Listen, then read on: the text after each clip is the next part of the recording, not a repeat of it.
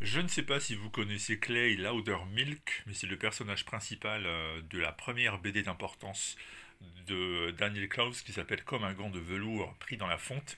Il se trouve que chez Delcourt, il y a une réédition de toutes les œuvres de l'artiste dans une collection qui va s'appeler La Bibliothèque de Daniel Clowes, et ça commence avec deux albums, dont celui-ci. Le second étant Ghost World, et on en parlera dans quelques jours.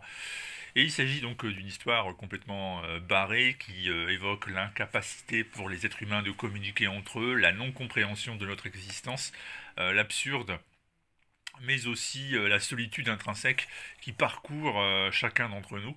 Et ça commence donc dans un cinéma pour adultes avec un film, un snuff movie, donc un film avec des pratiques assez violentes et pas très courantes qui est diffusé. Et Clay est persuadé que l'actrice qu'il voit sur l'écran est en fait sa femme qui depuis n'est plus. Et donc il décide de se lancer dans une folle aventure pour retrouver la trace de cette actrice. Et il s'avère que l'enquête va le mener d'un endroit à l'autre, d'une rencontre complètement improbable à une autre. Ça commence par un fakir qui, dans les toilettes du cinéma, le met sur la piste de la maison de production. Et puis ça va s'enchaîner ensuite avec des personnages complètement barrés, comme par exemple, vous avez à un moment donné un chien sans orifice, complètement poilu, et une fois qu'on le tond, eh bien, on se retrouve avec des informations importantes qui sont tatouées sur son épiderme.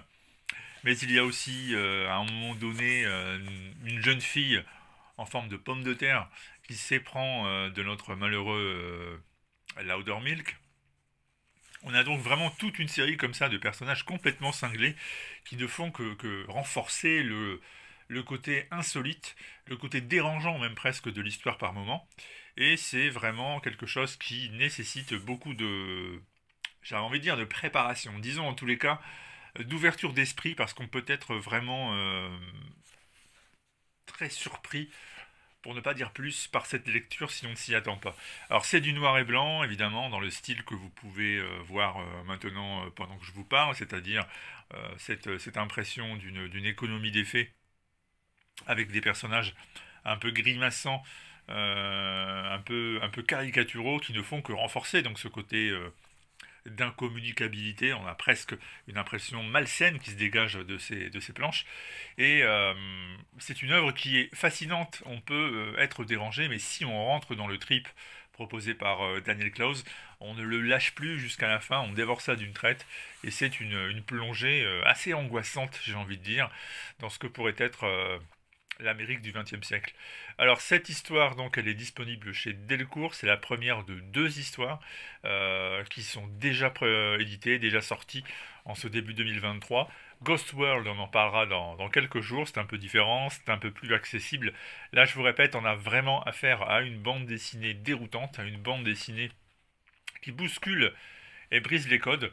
Mais si vous voulez tenter une expérience de lecture qui va complètement vous sortir de l'ordinaire des comics américains, qui sont en général ce que l'on aborde sur cette petite chaîne qui n'en est pas une, eh bien vous avez avec l'album Comme un gant de velours pris dans la fonte un exemple parfait de ce que vous pourriez tenter et expérimenter, sachant que c'est vraiment, je répète, de très belle qualité, tout comme l'est l'album édité chez Delcourt, qui est remarquable en tout point de vue. Voilà.